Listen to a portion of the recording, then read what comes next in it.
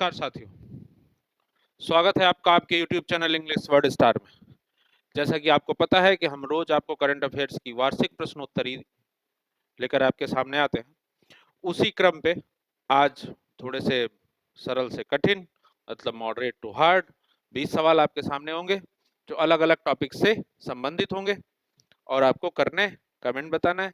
जो लोग कमेंट करते हैं जिन्होंने आंसर दिया है वो 2021 की जनगणना है उसके लिए जो मैस्कॉट है वो प्रगति तथा विकास है। प्रगति महिला है और विकास पुरुष है, उसको ठीक कर लेंगे। आगे चलते हैं। चलिए, तो रहा पहला सवाल, आज के क्रम का पहला सवाल क्या रहा देखते हैं। पहला सवाल क्या कहता है, प्रधानमंत्री ग्रामीण सड़क योजना, इसका फुल फॉर्म क्या है? प्रधानमंत्री ग्रामीण सड़क योजना, सड़क योजना ये है इसका नाम। पीएमजीएसवाई का मतलब है प्रधानमंत्री ग्रामीण सड़क योजना का ये तीसरा फेज। तो 3 लिखा हुआ है तो तीसरा फेज हो गया। तो ये योजना चालू कब हुई थी? प्रधानमंत्री ग्रामीण सड़क योजना चालू हुई थी 2000 में। सन कब? 2000 में चालू हुई थी। कब चालू हुई थी? सन 2000 में। तो सवाल पूछ रहा है कि प्रधानमंत्री ग्रामीण सड़क जो योजना है उस प्रधानमंत्री ग्रामीण सड़क योजना का क्रियान्वयन की संशोधित सीमा क्या निर्धारित की गई है? मतलब ये जो तीसरा फेज है इसको बढ़ा दिया गया है और कब तक के लिए बढ़ा दिया गया है ये सवाल पूछ रहा है कि प्रधानमंत्री ग्रामीण सड़क योजना का फेज 3 कब तक के लिए बढ़ा दिया गया है। तो कब तक के लिए बढ़ा दिया गया है मेरे मित्रों? आंसर हो जाएगा आपका मार्च 2028।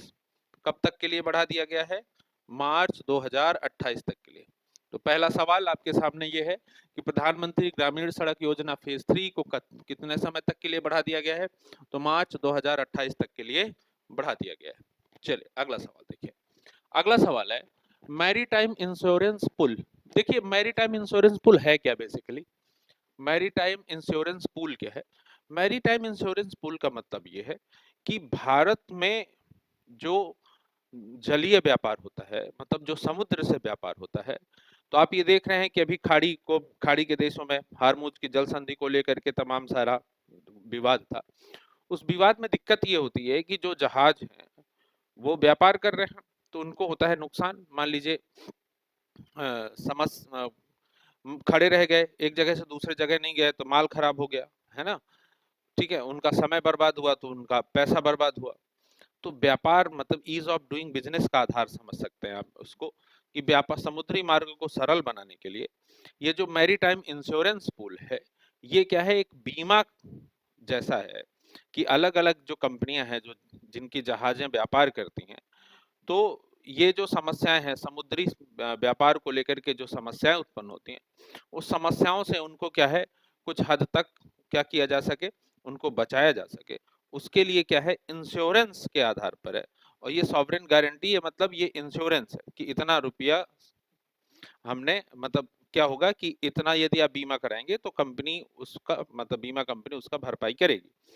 उसके लिए सरकार ने कुछ पैसा दिया है कि हम इतना पैसा इस बात के लिए रखते हैं। ठीक है, तो जो उस बात के लिए रखते हैं तो मैरीटाइम इंश्योरेंस पूल का मतलब है समुद्री व्यापार में सहायता करना जहाजों की। ठीक है, किस रूप में? बीमा के माध्यम से। ठीक है, उस बीमा के माध्यम से तो सरकार ने उसमें कितना पैसा रखा है उसके लिए? तो उसके लिए जो पैसा रखा है वो पैसा है कितना? 12,980 करोड़। कितना पैसा रखा है? 12,980 करोड़ का पूल बनाया है। पूल का मतलब एक स्लॉट बनाया है किसमें? Maritime insurance pool. आपको याद रखना है मैरीटाइम इंश्योरेंस पूल का संबंध किससे है? समुद्री व्यापार में कंपनियों की बीमा से संबंधित है या कंपनियों की सुरक्षा से संबंधित है जो उनको व्यापार में नुकसान होता है इस प्रकार से जिस प्रकार अभी हार्मुज में हुआ। ठीक, चलिए अगला सवाल, सवाल नंबर 3। स्वास्थ्य मंत्रालय द्वारा शुरू की गई जननी डिजिटल प्लेटफॉर्म, जननी डिजिटल प्लेटफॉर्म, ठीक है, जननी डिजिटल प्लेटफॉर्म का मुख्य उद्देश्य क्या है? तो देखो जननी डिजिटल प्लेटफॉर्म का मुख्य उद्देश्य जो है ये ऑप्शन नंबर ए सही हो जाएगा, मातृ एवं बाल स्वास्थ्य। मातृ एवं बाल स्वास्थ्य, एक बात तो ये हो गई। दूसरा जननी पोर्टल लाया कौन से मंत्रालय द्वारा, तो वैसे भी लिखा है सामने स्वास्थ्य मंत्रालय। उसका पूरा नाम क्या है? परिवार एवं स्वास्थ्य मंत्रालय। क्या है? परिवार एवं स्वास्थ्य मंत्रालय। मतलब जननी प्लेटफॉर्म को लॉन्च किस मंत्रालय के द्वारा किया गया? परिवार एवं स्वास्थ्य मंत्रालय के द्वारा लॉन्च किया। जननी प्लेटफॉर्म क्या है ना? प्रसव पूर्व और प्रसव के बाद दोनों देखभाल की बात करता है। किसमें? किसी भी महिला के प्रसव से पूर्व मतलब बच्चा पैदा होने से पहले और बच्चा पैदा होने के बाद, दोनों का क्या कर रहा है? दोनों को संरक्षित करने की बात कर रहा है, दोनों में सहायता देने की बात कर रहा है। कौन? जननी डिजिटल प्लेटफॉर्म। ठीक है, टीका लगा कि नहीं लगा, आशा बहू कौन है, कब मतलब कब बेबी हुआ, ये सब प्रकार की जो जानकारी है, कौन सा टीका लग गया है, कौन सा टीका नहीं लगा है, आगे 6 महीने में कौन सा टीका लगेगा, ये सारी जानकारी किसमें आपको मिलेगी? डिजिटल प्लेटफॉर्म में मिलेगी। ठीक है, और ये किससे संबंधित है? मातृ एवं बाल स्वास्थ्य से संबंधित है। और किस मंत्रालय द्वारा? स्वास्थ्य मंत्रालय द्वारा, परिवार एवं स्वास्थ्य कल्याण मंत्रालय। आपके लिए एक होमवर्क है कि मंत्री जी का क्या नाम है? परिवार एवं स्वास्थ्य कल्याण मंत्री का नाम क्या है, ये बताना है। चलिए अगला सवाल आपके सामने। चलिए देखिए, तमिलनाडु विधानसभा चुनाव 2026 में सर्वाधिक सीटें 108 किस दल ने जीती? आपको पता है परीक्षा में कभी कभी सवाल पूछता है लोकसभा की सीटों से, है ना? किस राज्य में कितनी लोकसभा की सीटें हैं, किस राज्य में कितनी राज्यसभा की सीटें हैं। उसी क्रम में यदि अभी अभी चुनाव हुए हैं तमिलनाडु के, तो सवाल पूछने की संभावना बढ़ती है। ऑप्शन क्या है? द्रविड़ मुनेत्र कड़गम, दूसरा ऑप्शन है तमिलागा वेत्री कड़गम, अन्ना मुद्रक और भारतीय जनता पार्टी। तमिलनाडु में भारतीय जनता पार्टी की सरकार है नहीं, तो ये आंसर होगा नहीं। तो आंसर क्या हो जाएगा? तमिलागा वेत्री कड़गम।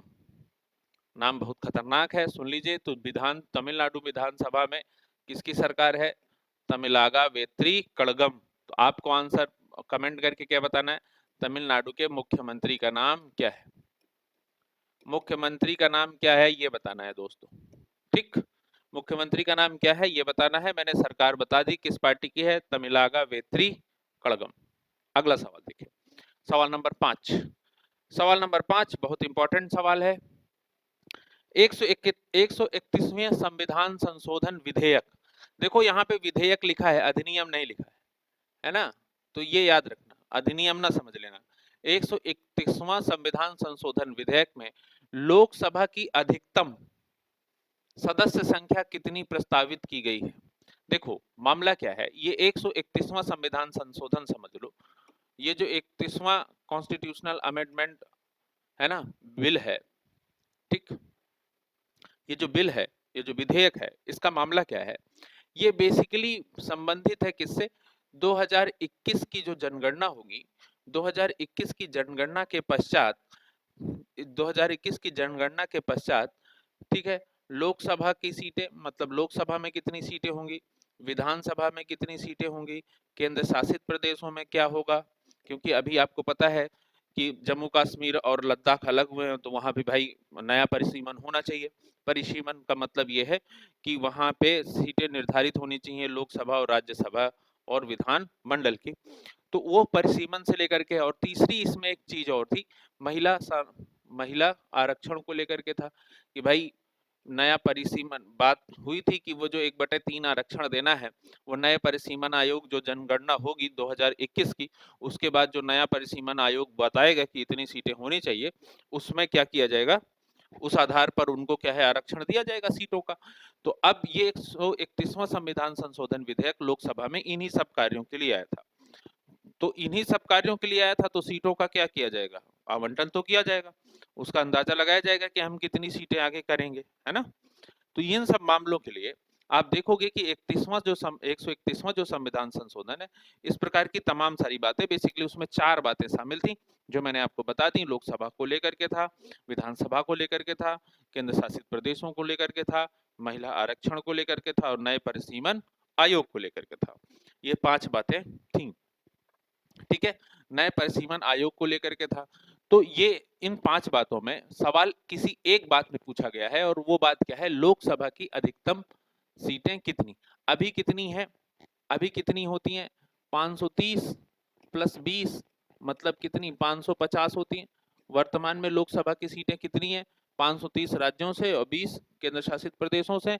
इस प्रकार कितनी है? 550। अब इस 550 को बढ़ा करके कितनी कहने करने की बात की गई थी इस विधेयक में? 850। इस विधेयक में कितनी करने की बात की गई थी? 850 कि लोकसभा की सीटें कितनी बढ़ के हो जाएंगी? 850 हो जाएंगी। हालांकि 131वां संविधान संशोधन लोकसभा में पास नहीं हो पाया। 52 वोट कम मिले इस अधिनियम को। मतदान हो रहा था तो 52 वोट कम मिले और ये पास नहीं हो पाया। इसमें एक बात और थी, लोकसभा का तो आपने सामने सुन लिया, विधानसभाओं का अलग अलग राज्यों की अलग अलग विधानसभाओं का होगा तो वो मुश्किल है यहाँ पे डिस्कस कर पाना अलग अलग विधानसभाओं के बारे में, है ना, अलग अलग राज्यों की विधानसभाओं के बारे में। यहाँ पे दो बातें डिस्कस करना ठीक है। पहला क्या है, लोकसभा की अधिकतम संख्या कितनी प्रस्तावित की गई थी? 850। सवाल ये पूछ सकता है कि राज्यसभा के लिए कितनी प्रस्तावित की गई थी? राज्यसभा के लिए कितनी प्रस्तावित की गई थी? तो मेरे मित्रों, राज्यसभा के लिए कोई भी संख्या प्रस्तावित नहीं की गई थी। जो पुराना उसका 250 सदस्य है उतना ही रखा गया है, उतना ही रखा गया है। केवल लोकसभा की सीटों का प्रस्तावित करके उसको 550 से कितना 850, जो मैंने अभी आपको दिखाया 850 की बात कही गई है। क्लियर है? अब देखिए ये करंट अफेयर है, ये जो प्रश्न है ये करंट अफेयर्स है। अब यहां से ये देखो करंट अफेयर्स कैसे विषय के लिए आपको प्रेरित करता है कि आपको विषय का कौन सा टॉपिक पढ़ना चाहिए। अब जैसे मैंने आपको ये सवाल बताया लोकसभा का, तो अब आपको घर जाकर के जब आप करंट का नोट्स बना लो, उसको समझ लो, तो आपको सीधे देखना चाहिए कि कौन कौन से टॉपिक हैं जो परंपरागत विषय से हैं। तो जैसे लोकसभा परंपरागत विषय से है तो आप लोकसभा वाला टॉपिक जाकर के पढ़ लो, तो करंट तो तैयार ही हो जाएगा, साथ में रिवीजन भी हो जाएगा आपका क्या, परंपरागत विषय का, परंपरागत विषय का रिवीजन भी हो जाएगा। ठीक, तो ऐसे क्या करो, यदि मैं आपसे पूछ लूं कि भाई ये बताओ कि लोकसभा का जो गठन होता है वो किस अनुच्छेद के अंतर्गत होता है, तो फिर आपको ये पता होना चाहिए। तो यहीं पे समझ लो लोकसभा का जो गठन होता है वो किस अनुच्छेद के अंतर्गत होता है। लोकसभा का जो गठन है, लोकसभा का गठन अनुच्छेद नंबर 81। आंसर क्या है? Article 81, article 81।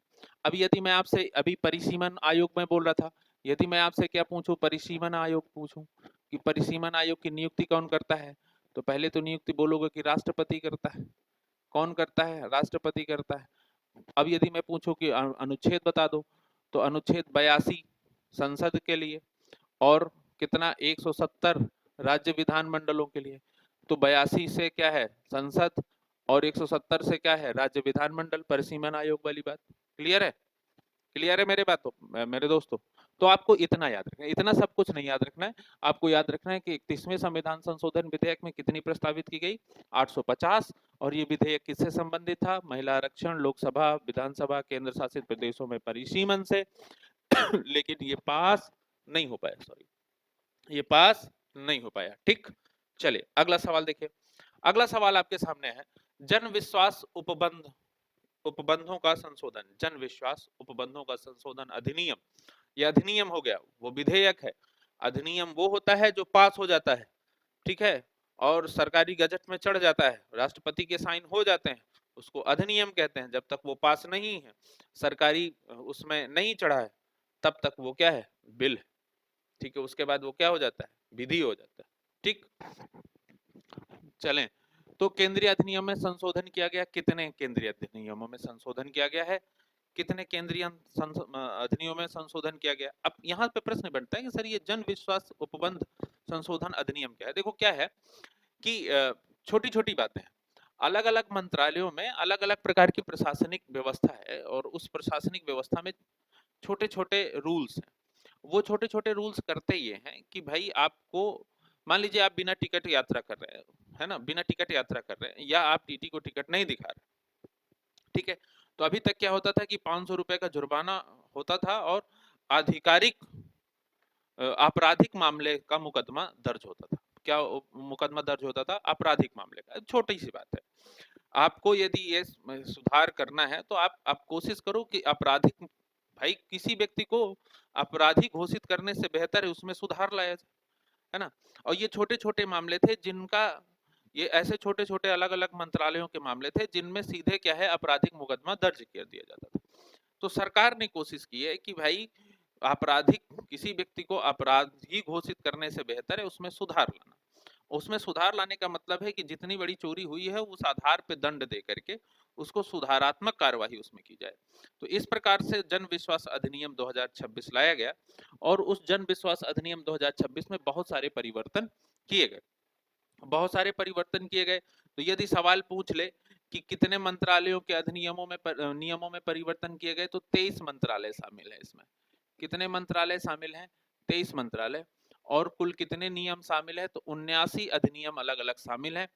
जिन अधिनियमों में पहले क्या है, आपराधिक मामला होता था, जिसमें पहले क्या है, आपराधिक मामले में केस दर्ज हो जाता था, अब उसको कोशिश करके क्या कर दिया गया है, सिविल और प्रशासनिक मामला कर दिया गया है। सिविल और प्रशासनिक, है ना, और प्रशासनिक मामले के रूप में दर्ज होंगे। ठीक है, थोड़ी आसानी हो जाएगी, थोड़ा सुधार आएगा और ज्यादा लोग अपराधी नहीं दिखाई देंगे। ठीक है, और चीजें ये ऐसे मामले हैं जिनमें सुधार आवश्यक, मतलब सुधार प्राथमिक है, प्राथमिक सुधार था कि भाई यदि सुधारा जाए तो सुधर जाएगा आदमी। ठीक है, इसलिए ये संशोधन विधेयक लाया गया था और ये पास भी हो गया। तो ये याद रखना है कि कितने मंत्रालय, 23 मंत्रालय शामिल थे और कितने अधिनियम, 79 अधिनियम शामिल थे। इसलिए सवाल नंबर 6 का आंसर क्या हो जाएगा, 79 अधिनियम हो जाएगा।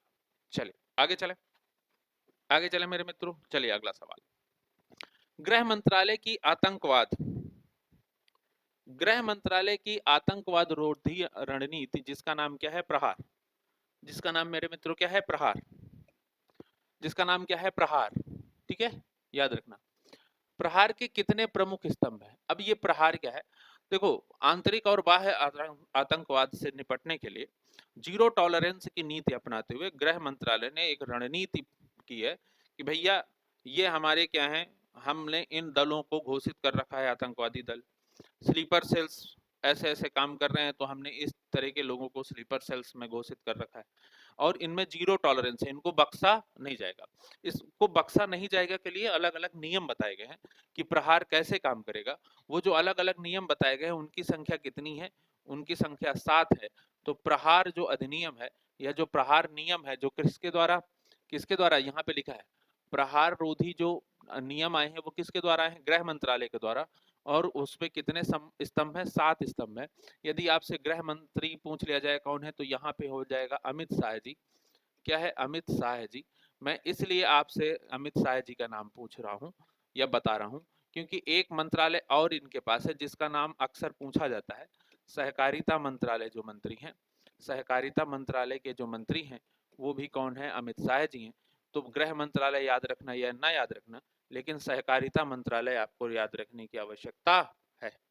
ठीक है मेरे मित्रों, समझ आ रही है सारी बातें, सवाल ठीक लग रहे हैं, सवाल बहुत अच्छे हैं। ठीक है, आप लोग कोशिश करो इनका नोट्स बनाते जाओ, नोट्स नहीं बनाओगे तो फिर दिक्कत में आ जाओगे। चलिए अगला सवाल देखिए। ठीक है, टॉपिक वाइज है, टॉपिक वाइज है, कल का टॉपिक कुछ और होगा, आज का टॉपिक कुछ और है। देखिए, पीएम राहत योजना के तहत सड़क दुर्घटना पीड़ित को अधिकतम कितनी निशुल्क उपचार राशि। देखो, पीएम राहत योजना का संबंध किससे है, पीएम राहत योजना का संबंध है ये जो एक्सीडेंट होते हैं ना, एक्सीडेंट होते हैं, है ना, एक्सीडेंट। और एक्सीडेंट में, रोड में जो एक्सीडेंट होते हैं, रोडों में जो एक्सीडेंट होते हैं, उस एक्सीडेंट में जो व्यक्ति क्या हुआ है, हताहत हुआ है, उस हताहत व्यक्ति के किससे, उस हताहत व्यक्ति की दवा से संबंधित है, उस बात हताहत व्यक्ति के मेडिसिन से संबंधित है। ठीक है, तो पीएम राहत योजना में ठीक एक्सीडेंट से संबंधित है कि भाई यदि किसी का व्यक्ति का एक्सीडेंट हुआ है तो प्राथमिक आधार पे उसको कितने लाख तक की या कितने रुपए का उपचार उसका फ्री होगा। उसका जो फ्री उपचार होगा वो कितने लाख तक का होगा, तो वो कितने लाख तक का होगा, 1.5 लाख रुपया। 1.5 लाख रुपया तक का जो उपचार है वो क्या हो जाएगा, फ्री हो जाएगा। ठीक है, वो क्या हो जाएगा, फ्री हो जाएगा। अब आपको एक चीज पता है कि अब जब 1.5 लाख रुपया है तो ये ट्रांसफर भी होगा उसके अकाउंट में, ट्रांसफर भी होना होगा। अब कैसे होगा, क्यों होगा, किस तरीके से होगा, ये देखिए। और एक्सीडेंट हुआ है तो पुलिस रिकॉर्ड भी होना चाहिए, बोलो हाँ कि ना, क्या होना चाहिए, पुलिस रिकॉर्ड भी होना चाहिए। तो ये जो पीएम राहत योजना है इसके साथ 2 और इलेक्ट्रॉनिक पोर्टल जोड़े गए हैं। एक का नाम है ई, पहला तो क्या है, एक्सीडेंट से संबंधित है, और जो अगली दो बातें मैं बताने जा रहा हूं वो क्या है, इलेक्ट्रॉनिक पोर्टल से संबंधित है। इलेक्ट्रॉनिक पोर्टल है वो, क्या है, इलेक्ट्रॉनिक पोर्टल है। और उनका संबंध किससे एकीकृत है, वो पोर्टल पीएम राहत योजना से, पीएम राहत योजना से क्या है, संबंधित है। एक का नाम है ईडीएआर, ईडार, ठीक है। एक का नाम है क्या, ईडीएआर। ई का मतलब है इलेक्ट्रॉनिक, और आगे डिस्क्रिप्टिव एक्सीडेंट क्या है, चलिए फुल फॉर्म जो भी होगा तो देख लूंगा मैं, मेरे पेट में है, दिमाग में नहीं आ रहा है। हाँ चलिए अभी देख बताता हूँ मैं। ये एक का नाम है क्या, ईडीएआर, और दूसरे का नाम क्या है, टीएमएस 2.0। दूसरे का नाम क्या है, टीएमएस 2.0। ये दो इलेक्ट्रॉनिक पोर्टल है। इन दो इसका क्या है, रिपोर्ट, ठीक है, ठीक है, डेमोग्राफी एक्सीडेंट रिपोर्ट है। कुल मिलाकर के व्याख्यायित, विस्तारित जिसको कहते हैं, विस्तारित एक्सीडेंट रिपोर्ट, ये, ठीक। तो ईडीएआर का संबंध किससे है, ईडीएआर का संबंध है पुलिस विभाग से। ये बताने वाली बात थी सबसे ज्यादा, मैं जो बताना चाह रहा था, ये ईडीएआर का संबंध किससे है, पुलिस विभाग से। और वो किसका रिपोर्ट बनाएंगे, एक्सीडेंट का क्या बनाएंगे, रिपोर्ट बनाएंगे। और टीएमएस का संबंध किससे है, ये जो टीएमएस का संबंध है वो स्वास्थ्य मंत्रालय से है, ठीक है। किससे संबंधित है, वो स्वास्थ्य मंत्रालय से संबंधित है। और स्वास्थ्य मंत्रालय में एक प्राधिकरण काम करता है जिसको हम क्या कहते हैं, राष्ट्रीय स्वास्थ्य प्राधिकरण। तो ये जो टीएमएस 2.0 है उसका संबंध किससे है, स्वास्थ्य, ठीक है, प्राधिकरण, ठीक है, राष्ट्रीय स्वास्थ्य प्राधिकरण कहते हैं उसको। चलिए मैं ध्यान से लिख देता हूं, राष्ट्रीय स्वास्थ्य प्राधिकरण, इससे संबंधित है। तो ये क्या है, कौन सी दवा हुई है, कितनी दवा हुई है, आगे कौन सी दवा होगी, ठीक है, पैसे 1.5 लाख रुपया ट्रांसफर हुए हैं कि नहीं हुए हैं, इन सब का प्रबंधन कौन करेगा, इन सब का प्रबंधन में काम आने वाला जो पोर्टल है वो क्या है, टीएमएस 2.0। और ये कौन देख रहा है, टीएमएस 2.0, टीएमएस 2.0 देखने वाला क्या है, राष्ट्रीय स्वास्थ्य प्राधिकरण है। ईडीएआर को देखने वाला कौन है, पुलिस विभाग है। तो आपको याद रखना है क्या, पीएम राहत योजना, सबसे पहला ये। पीएम राहत योजना में कितने लाख तक का उपचार, 1.5 लाख तक का उपचार। और पीएम राहत योजना के साथ जो दो इलेक्ट्रॉनिक पोर्टल ऐड किए गए हैं, एक का नाम क्या है, ईडीएआर, और दूसरे का नाम क्या है, टीएमएस 2.0। क्लियर है मेरे मित्रों, क्लियर है, चलो ठीक है। ये सवाल नंबर 8 था। आप देखो सवाल नंबर 9। सवाल नंबर 9 का मतलब क्या है, राष्ट्रीय विद्युत नीति 2026 के मसौदे में वर्ष 2030 तक प्रति व्यक्ति आय बिजली खपत का लक्ष्य रखा गया है। चले, एकदम सरल सा सवाल है, आपके सामने है, आपको आना भी चाहिए, परीक्षा में पूछा भी जा सकता है। राष्ट्रीय विद्युत नीति 2026, ठीक है। और मसौदा किसने पे, कब का मसौदा है, 2030 तक प्रति व्यक्ति आय, मतलब एक व्यक्ति एक साल में कितनी बिजली खपत कर सकता है, इसका मसौदा तैयार किया गया है। तो आंसर कितना है, कितना है, 2000 किलोवाट। कितना है, 2000 किलोवाट। क्लियर है। अब यदि पूछा जाएगा 2047 तक तो कितना है, 4000 किलोवाट।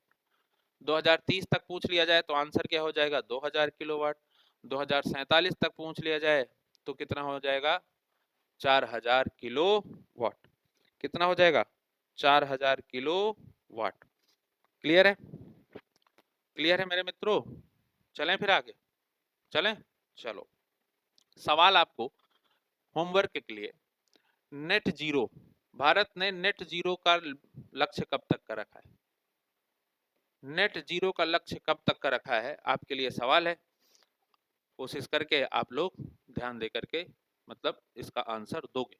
मोस्ट इंपॉर्टेंट सवाल है, हर बार पूछा जाएगा। एसडीजीज, नेट जीरो, ये ऐसे सवाल हैं जो हर बार आपसे किसी न किसी परीक्षा में पूछे जाएंगे, ठीक। इसलिए मैंने आपको होमवर्क दे दिया, ठीक है। वीडियो देखा करो तो कमेंट जरूर किया करो इन सब मामले में, यदि नहीं करोगे तो कुछ फायदा होने वाला नहीं।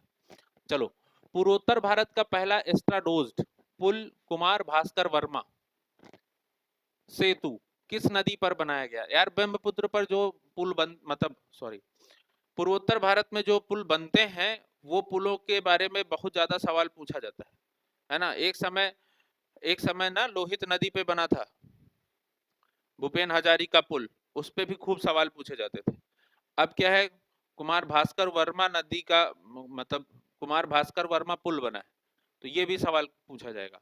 और ये किस नदी पर बना है? ब्रह्मपुत्र नदी पर बना है। किस पर बना है? ब्रह्मपुत्र नदी पर। अब देखो ब्रह्मपुत्र नदी का उद्गम कहाँ है? कहाँ है उद्गम?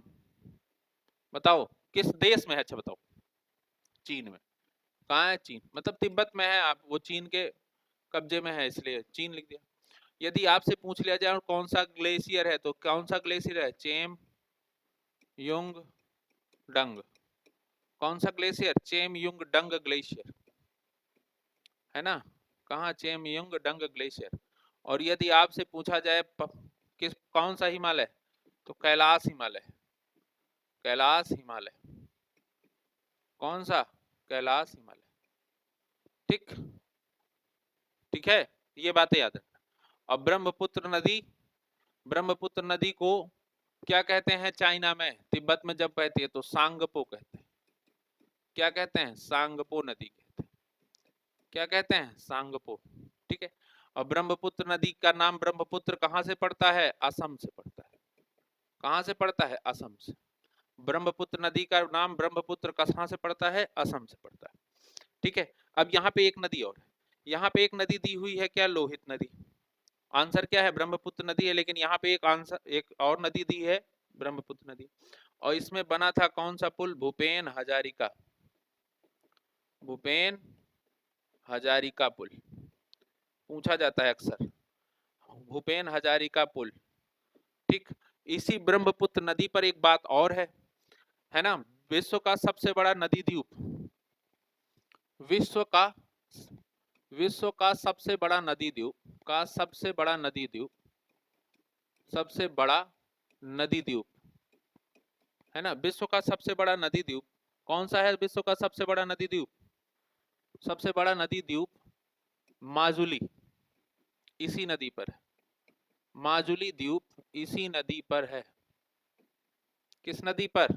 ब्रह्मपुत्र नदी पर। किस नदी पर? ब्रह्मपुत्र नदी पर। ठीक है। ठीक है। नेशनल वाटरवेज 2, राष्ट्रीय जलमार्ग, नेशनल वाटर, है ना, नेशनल वाटरवेज 2, राष्ट्रीय राज्य जलमार्ग जो है 2 नंबर यहीं पे आपको बताना है कि राष्ट्रीय जलमार्ग नंबर 2 कहाँ है। ठीक, ये आपको बताना है। ये अब तक मैंने क्या बता दिया? भास्कर वर्मा सेतु किस नदी पर है? ब्रह्मपुत्र। ब्रह्मपुत्र का किस ग्लेशियर से उद्गम है? तो चेमयुंगडंग ग्लेशियर से। यदि हिमालय पूछ ले तो क्या? कैलाश हिमालय। यदि राज्य देश पूछ ले तो चीन। चीन में भी कहाँ? तिब्बत। चीन में भी कहाँ? तिब्बत। और क्या कहते हैं उसको? सांगपो कहते हैं। विश्व का सबसे बड़ा नदी द्वीप माजुली कहाँ है? ब्रह्मपुत्र में है। ब्रह्मपुत्र नदी का नाम ब्रह्मपुत्र कहाँ से पड़ता है? असम से पड़ता है। और लोहित नदी पर क्या बना हुआ है? भूपेन हजारिका पुल बना हुआ है। ये आपके छोटे छोटे फैक्ट है ब्रह्मपुत्र नदी के बारे में। ठीक है। ये कहने का मेरा मतलब ये है कि आपको करना यूं है कि भाई करंट तो है ही आपके साथ, उसके साथ परंपरागत को भी तैयार करना है। जैसे मैंने लोकसभा वाली बात बताई, आपको यहाँ पर भी ये चीजें ध्यान देनी है। अब देखिए 11वां नंबर सवाल। 11वां नंबर सवाल देखिए। 11वां नंबर सवाल फिर से चालू हो गया, मतलब टॉपिक्स वही हैं, बस थोड़े से कठिन की तरफ बढ़ गए हैं। प्रधानमंत्री ग्रामीण सड़क योजना फेज 3 योजना के संदर्भ में निम्नलिखित कथनों पर क्या करना है? विचार करना है। चलो कर लो विचार। विचार वैसे भी तुम लोग अपने जीवन में बहुत करते हो। सही विचार करते हो कि नहीं ये नहीं पता, लेकिन विचार तो भाई साहब इतना करते हो कोई क्या कहे। चलो अब क्या है, मैदानी व पहाड़ी क्षेत्रों में सड़क निर्माण की समय सीमा मार्च 2028 तक बढ़ाई गई है। बिल्कुल सही। फेज 3 में अभी मैंने बताया था 28 तक सब कुछ। पहाड़ी क्षेत्रों में पुल निर्माण कार्यों की समय सीमा, क्योंकि पहाड़ी क्षेत्रों में ज्यादा दिक्कतें उत्पन्न होती है इसलिए वहां पे 1 साल ज्यादा कर दिया गया है। और क्या कर दिया गया है? मार्च 2029 तक कर दिया गया है। तो ये याद रखना। मैदानी व पहाड़ी क्षेत्रों में सड़क निर्माण के लिए कितना है, मार्च 2028। और पहाड़ी क्षेत्रों में पुल निर्माण के लिए, ये दोनों बात याद रखना, एक में सड़क निर्माण है और एक में पुल निर्माण है। तो सड़क निर्माण के लिए कितना है, मार्च 2028। पुल निर्माण के लिए कितना है, मार्च 2029। दोनों ऑप्शन सही हैं, इसलिए आंसर क्या हो जाएगा, 1, 2 और दोनों सही। आंसर क्या हो जाएगा, 1 और 2 दोनों सही। अगला सवाल देखें, चलिए। अच्छा, मैं यदि ये पूछ लूं कि प्रधानमंत्री ग्रामीण सड़क योजना आई कब थी, तब क्या बताओगे, तब क्या बताओगे, सन 2000 में आई थी। कब आई थी, सन 2000 में आई थी, ठीक है। चलो, इसीलिए फेज 3 चल रहा है। अगला सवाल देखो, भारत मैरीटाइम इंश्योरेंस पूल, थोड़ी देर पहले बताया था कि भारत मैरीटाइम इंश्योरेंस पूल का मतलब क्या है। इसमें कौन सा कथन चुनना है, असत्य कथन चुनना है। तो कह रहा है कि जीआईसी री को इस पूल का प्रशासक बनाया गया है, ये बात सत्य है कि ये जो इंश्योरेंस मतलब बीमा पूल है उसका काम कौन देखेगा, जीआईसी री देखेगा, ठीक है। और यह पूल $100 मिलियन तक के दावों का निपटान स्वयं नहीं, ये आंसर, ये देखो 500 मिलियन लिखा है, ये 500 मिलियन नहीं है, यहाँ पे कितना है, 100 मिलियन। $100 मिलियन तक का जो भी मामला है, उस मामले को देखने के लिए कोई दिक्कत नहीं है, कौन देख लेगा, जीआईसीआरई देख लेगा। उसके आगे आपको आगे आने वाली अथॉरिटी की तरफ जाना पड़ेगा। तो यदि असत्य चुनना है तो ये वाली तो सत्य है और ये असत्य है। यहाँ 500 लिखा है जबकि यहाँ कितना होना चाहिए, 100 मिलियन होना चाहिए। इसलिए असत्य कथन कौन सा है, तो केवल असत्य कथन कौन सा है, केवल 2 असत्य हुआ, बाकी क्या है, सत्य है। मैरीटाइम इंश्योरेंस पुल के बारे में मैंने आपको कॉन्सेप्ट बता दिया है, सवाल नंबर जब 2 कर रहा था तब वहां पे। चलिए, सवाल नंबर 3, 2026 विधानसभा चुनाव के परिणामों के कथन पर विचार कीजिए। ठीक है, पश्चिम बंगाल में बीजेपी कितने जीती, 207 सीटें जीतकर बहुमत हासिल किया। और असम में लगातार दूसरी बार हेमंत बिस्व शर्मा मुख्यमंत्री बने। अरे पश्चिम बंगाल वाला नहीं याद रखोगे तो कहाँ याद रखोगे, इतना सब कुछ हुआ है, दोनों बातें क्या है, सही। 207 सीटें जीत करके बीजेपी सबसे बड़ी पार्टी बनी है, सबसे बड़ी पार्टी बनी है, इसलिए सरकार उसने बनाया। मुख्यमंत्री का नाम तुम लोग बताओगे, ठीक है। असम के लगातार असम के मुख्यमंत्री हेमंत बिस्व शर्मा भी है, वो दूसरी बार फिर बने। इस तरीके से देखो तो क्या है, 1 और 2 दोनों सही हो जाएंगे, 1 और 2 दोनों सही हो जाएंगे।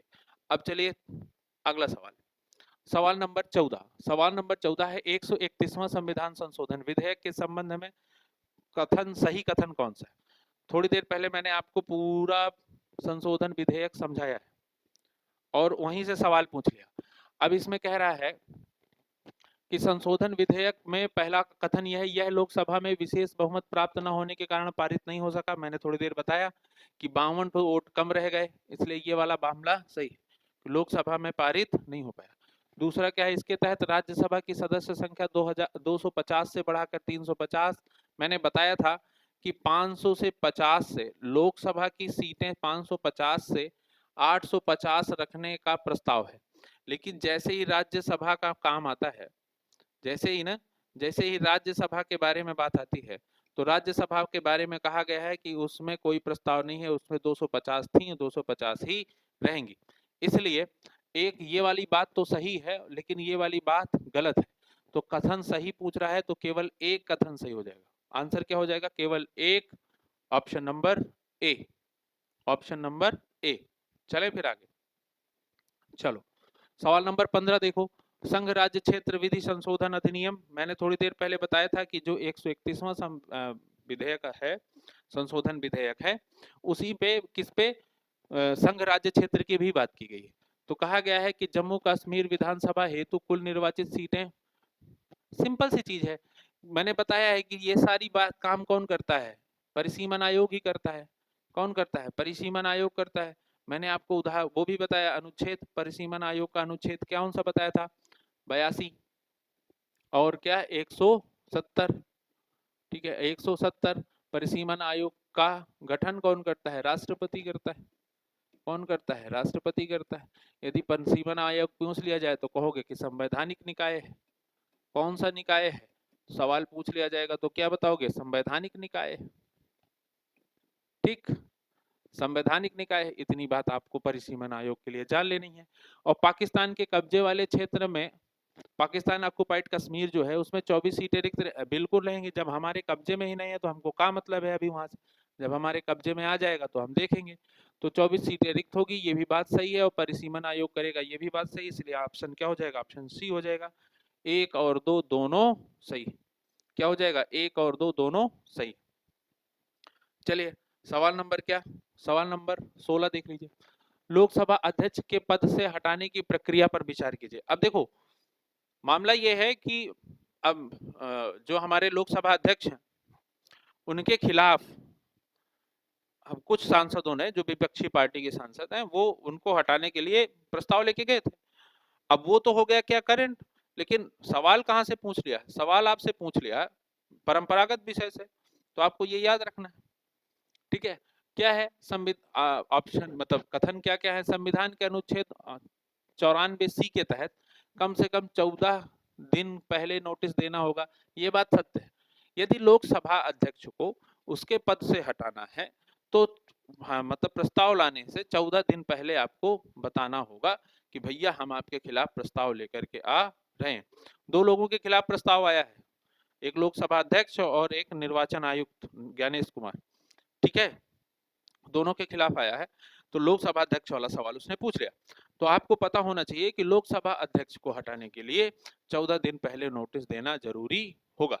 दूसरी बात कह रहा है, संकल्प विचाराधीन होने पर अध्यक्ष को सदन की अध्यक्षता का अधिकार नहीं होगा।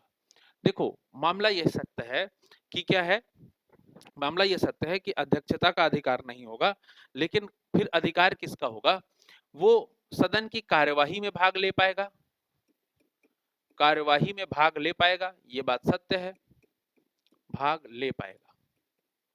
ये वाली बात याद रखना कि यदि कोई मामला, ऐसा मामला जिसमें लोकसभा अध्यक्ष को हटाया जाना है और वो संसद में विचाराधीन है, तो संसद की अध्यक्षता नहीं कर सकता वो, मतलब लोकसभा की अध्यक्षता नहीं कर सकता, लेकिन कर क्या सकता है, तो कर सकता है ये कि संसद की कार्यवाही में भाग ले सकता है। ठीक है, और यदि कोई विधेयक पास होना है और उसमें मत देना है, उसमें मत देना है, तो मत देने का अधिकार होगा, मत देने का अधिकार है। अच्छा, ये मत देने का अधिकार किस रूप में है, ये मत देने का अधिकार सदस्य के रूप में होकर के अध्यक्ष के रूप में है। अध्यक्ष के रूप में मत देने का अधिकार मान लो बराबर हो गया, अब देना है तो कौन देगा, तो कौन देगा, लोकसभा अध्यक्ष देता है अंतिम मत ना। तो उस रूप से मत देने का अधिकार है, कार्यवाही में भाग लेने का अधिकार है, बस अध्यक्षता करने का अधिकार नहीं। क्लियर है, समझ आ रही है बात। तो आप देखो यहाँ पे क्या है, अध्यक्षता करने का अधिकार नहीं होता है, ये भी बात सत्य हो गई, और 14 दिन पहले नोटिस देनी होती है, ये भी बात सत्य हो गई। इसका मतलब ऑप्शन क्या हो गया, एक और दो दोनों सही हो गए, ऑप्शन नंबर सी एक और दो दोनों सही। क्लियर है बात। चलिए सवाल नंबर 17, राज्य नाम केरलम करने का प्रस्ताव संदर्भ में, चलिए केरल का नाम बदलने की बात हुई है, और किसी भी राज्य का नाम बदलने के लिए कौन सा अनुच्छेद की जरूरत होती है, संविधान के अनुच्छेद 3, संविधान के अनुच्छेद 3 के अंतर्गत विधेयक प्रस्तुत किया जाएगा। आपको पता है यदि नाम वाम बदलना है, सीमा में बदलना है, तो वो सब मामले। ठीक, और कह रहा है अनुच्छेद 4(2) के अनुसार ऐसे कानूनों को अनुच्छेद 63 के अंतर्गत संशोधन माना जाएगा, ये कह रहा है। अरे महाराज ये सब छोटी छोटी चीजें हैं, राज्य वाज्य हमारे देश से बड़े थोड़ी। ठीक है, राज्यवाद हमारे देश से बड़े नहीं कि उनको अपना नाम संशोधन करना है तो वो कहे कि नहीं हमको संशोधन विधेयक ला करके हम करेंगे। ये सब साधारण बहुमत से पास होकर के चेंज हो जाते हैं। इसका मतलब ये हुआ कि 368 के अंतर्गत उसे संशोधन नहीं माना जाएगा, नाम चेंज हो जाएगा किससे, अनुच्छेद 3 से नाम चेंज हो जाएगा, लेकिन 368 के अंतर्गत उसको संशोधन नहीं माना जाता है। तो कौन सा ऑप्शन सही है, ऑप्शन केवल एक सही है, दूसरा ऑप्शन सही नहीं है। इसको संशोधन नहीं माना जाता, मतलब जो नाम में परिवर्तन है, राज्य नाम में परिवर्तन, राज्य नाम में परिवर्तन है, उसको संविधान संशोधन नहीं कहते, उसको संविधान संशोधन नहीं कहते। ये वाली बात आपको याद रखनी है। यदि संविधान संशोधन नहीं कहते तो फिर कौन सा संशोधन होगा, ये साधारण बहुमत द्वारा, साधारण बहुमत द्वारा क्या हो जाएगा, पास हो जाएगा और नाम बदल जाएगा। साधारण बहुमत द्वारा पास हो जाएगा और नाम बदल जाएगा, संविधान संशोधन की आवश्यकता नहीं होती। क्लियर है? ऑप्शन नंबर क्या? ए। ऑप्शन नंबर क्या सही हो जाएगा? ए। अगला सवाल देखिए, जल जीवन मिशन, जल जीवन मिशन 2.0 के संबंध में कथनों को परखें। परखो भाई, जल्दी परखो। कैसे परखना है? चलो पढ़ना पड़ेगा पहले परखने के लिए। इसका कुल स्वीकृत व्यय 8.69 लाख रुपया है, लाख करोड़ रुपया है, जिसमें केंद्र सरकार इतना लाख करोड़ देगी। बिल्कुल सही बात, इसमें कोई दिक्कत नहीं। इसके तहत सेवा स्तर में 55 लीटर प्रति व्यक्ति प्रतिदिन तय किया गया है। ठीक है, बिल्कुल ये सही बात है, लेकिन इसमें दो बात याद रखना, दो बातें याद रखनी। एक क्या? सुजलाम। एक क्या याद रखना है? सुजलाम। ये सुजलाम क्या है? सुजलाम है मैपिंग, मैपिंग, डिजिटल मैपिंग। जैसे सरकार ने क्या कहा था, सरकार ये जल जीवन मिशन कब आया था? कब आया था? 19 में आया था, 2019 में। जल जीवन मिशन कब आया था? जल जीवन मिशन कब आया था? 2019 में आया था ना जल जीवन मिशन। हाँ, जल जीवन मिशन कब आया था? 2019 में आया था। ठीक है, कब आया था? 2019 में। और कहा गया था कि 2024 तक सबको नल के द्वारा पानी मुहैया कराएंगे। ग्रामीण इलाकों में 2024 तक सबको क्या कराएंगे? सबको क्या कराएंगे? सबको पानी मुहैया कराएंगे। किसके द्वारा? टैप के द्वारा। किसके द्वारा? टैप के द्वारा मुहैया कराएंगे। ठीक, प्रत्येक परिवार को। तो टैप के द्वारा मुहैया कराने के लिए जो टंकी बनाओगे गांव के बाहर, और जो आप पूरे गांव में पानी बिछाओगे, पानी के पाइप बिछाओगे, उनकी जो डिजिटल मैपिंग होगी, वो डिजिटल मैपिंग किससे होगी? सुजलाम से। तो इस योजना का नाम क्या रखा गया था? सुजलाम भारत योजना। क्या नाम रखा गया था? सुजलाम भारत योजना। ये बेसिकली क्या है? सब योजना है। किसके अंतर्गत? जल जीवन मिशन के अंतर्गत एक सम योजना है, या सब योजना, उप योजना है। क्लियर हो गई बात? और दूसरा क्या है, याद रखना कि जल सुजलाम भारत योजना किससे संबंधित है? डिजिटल मैपिंग से। डिजिटल मैपिंग से संबंधित है। किसकी? जो पानी की जो पाइपें बिछाई जा रही है ना ग्राम में, मतलब ग्रामीण क्षेत्रों में पानी पहुंचाने के लिए नल के द्वारा हर घर में, उसके बारे में। ठीक है, उसके बारे में। अब दूसरा क्या है? दूसरा है जल अर्पण। अब ये क्या है? जल अर्पण। ये जो जल अर्पण है, ये बेसिकली हर गांव में समितियां बनाई जाएंगी और हर गांव में पंचायत होगा। तो पंचायत और समितियां अपना काम जवाबदेहिता के साथ, पारदर्शिता के साथ कर रही हैं कि नहीं कर रही हैं, उस उसको किससे ट्रैक किया जाएगा? जल अर्पण से। ये भी क्या है? ये भी डिजिटल प्लेटफॉर्म है। ये भी क्या है? डिजिटल प्लेटफॉर्म है। तो डिजिटल प्लेटफॉर्म में कैसे होगा? जितना काम हुआ है, जितने गांव की जनसंख्या थी, जितने परिवार थे, उतनी संख्या में कितने परिवारों को अब तक पहुंच गया है, या कितना तेजी से काम चल रहा है, इन सब की ट्रैक किया जाएगा। किससे? जल अर्पण से। ठीक है, तो ग्राम पंचायतें और जो समितियां हैं, उनकी जवाबदेहिता तय करेगा कौन? जल अर्पण। और डिजिटल मैपिंग कौन करेगा? सुजलाम भारत योजना। और ये दोनों सब योजनाएं हैं किसकी? जल जीवन मिशन की। और जल जीवन मिशन कब आया था? जल जीवन मिशन आया था कब? जल जीवन मिशन आया था 15 अगस्त 2019 को। आगे चलें, चलिए अगला है सवाल नंबर 19, सेकंड लास्ट सवाल आज की क्लास का। भारत की आतंकवादी रोधी नीति प्रहार। यदि पूछा जाएगा ना कि प्रहार का संबंध किस मंत्रालय से है, तो गृह मंत्रालय बोल देना तुरंत। ठीक है, क्या? गृह मंत्रालय। और किससे संबंध है? आतंकवादी रोधी नीति। और इंटरनल और एक्सटर्नल दोनों आतंकवाद।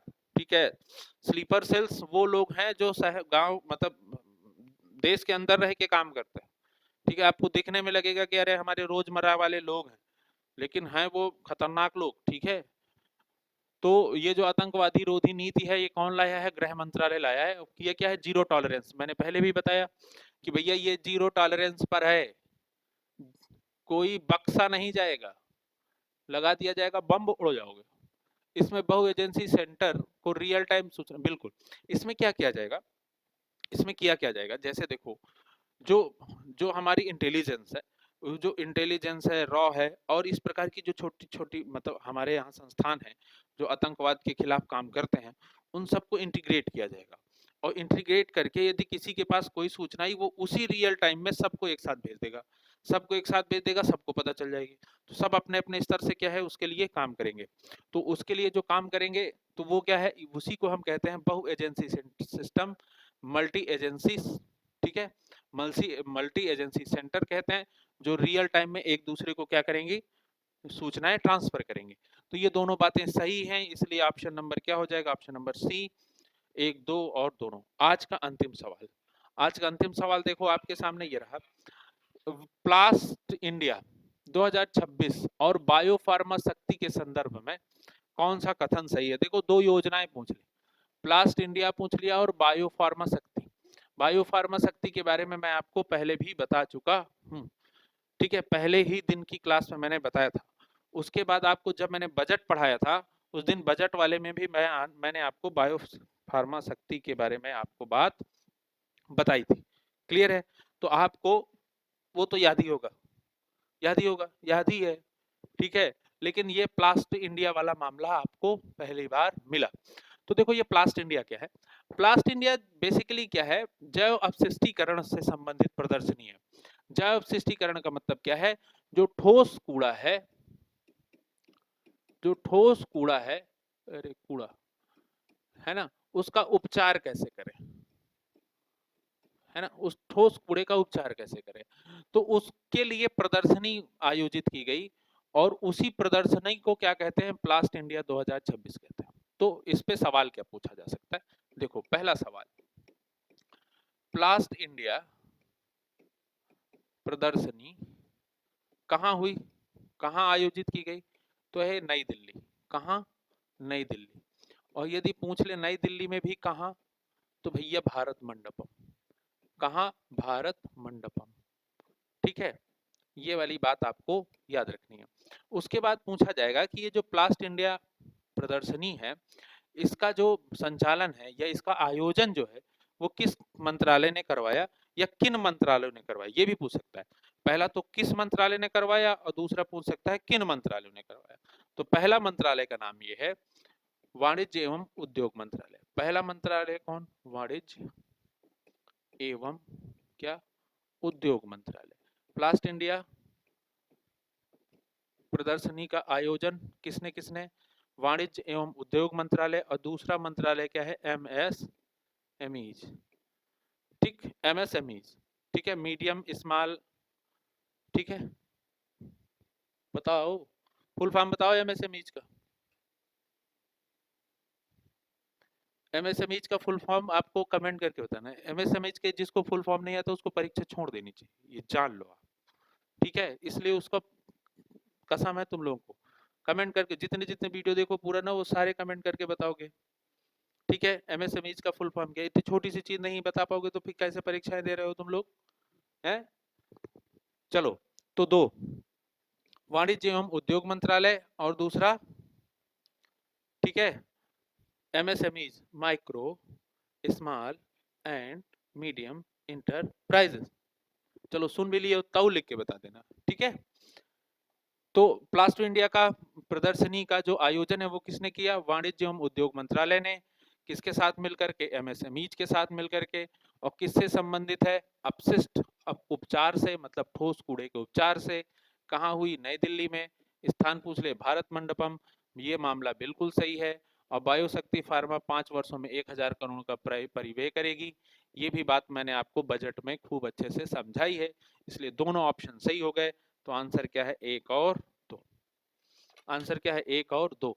देखिए ये आपके थे 20 सवाल, आपको पसंद आए होंगे। आप, मुझे आशा है कि आप लोग नोट्स बना रहे होंगे, अपने मित्रों को शेयर कर रहे होंगे। और आगे आने वाली जितनी भी परीक्षाएं, आप देखो इसमें दोनों प्रकार के सवाल थे, वन लाइनर सवाल भी थे और कथन वाले सवाल भी थे। तो जो भी आगे आने वाली परीक्षाएं हैं, दिसंबर में पीसीएस आना है, उसके पहले भी पेट हो सकता है कि कराया जाए, सुपर टेट भी होगा, ठीक है, टीजीटी पीजीटी में भी हो सकता है कि पूछा जाए, ऐसे तमाम सारी परीक्षाएं हैं। तो आप कोशिश करके इनको अपने दोस्तों तक शेयर करो, इसकी नोट्स बनाओ, इसके साथ जो मैं परंपरागत बातें बताता हूँ वो भी नोट करो और बढ़िया से अच्छे से तैयारी करो। तो फिर मिलते हैं कल, तब तक के लिए धन्यवाद, थैंक यू वेरी मच।